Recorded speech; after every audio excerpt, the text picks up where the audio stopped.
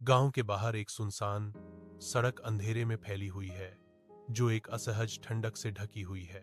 दूर से एक पुराने हवेली की धुंधली भयावह छाया मंडरा रही है, जो डर का एक प्रतीक है। राहुल अपने दोस्तों के साथ खड़ा है। उसके होठों पर एक आत्मविश्वासी, थोड़ी चुनौती भरी मुस्कान है। उसके दोस्त उसे रोकने की बेताब कोशिश करते हैं। उनकी आवाजों में डर भरा होता है, लेकिन राहुल उनकी चेतावनियों को नजरअंदाज कर देता है। उसकी आंखों में एक शरारती चमक थी। वह हवेली की ओर मुड़ा, हवा में मौजूद स्पष्ट तनाव को धता बताते हुए। राहुल की टॉर्च की रोशनी हवेली के हॉल के घने अंधेरे को चीरती है, जिससे धूल की एक मोटी चादर दिखाई देती है। टूटी हुई खिड़कियों से आती ठंडी हवा धूल को उड़ाती है, जिससे टिमटिमाती रोशनी में कणों का एक अजीब नृत्य होता है। एक भव्य सीढ़ी दिखाई देती है।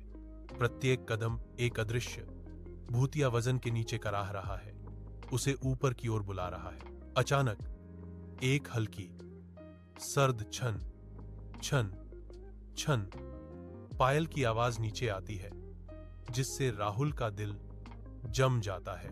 उसका दिल जोरों से धड़क रहा था। राहुल धीरे धीरे संकोच करते हुए अशुभ सीढ़ियों की ओर बढ़ता है, उस भयावह आवाज से खिंचा हुआ। राहुल पुरानी हवेली की चरमराती सीढ़ियों पर चढ़ता है। उसकी टॉर्च की रोशनी घोर उदासी को चीर रही है।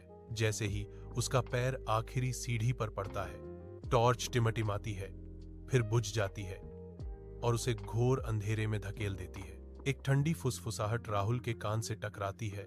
एक डरावनी आवाज पूछती है, तुम वापस क्यों आए?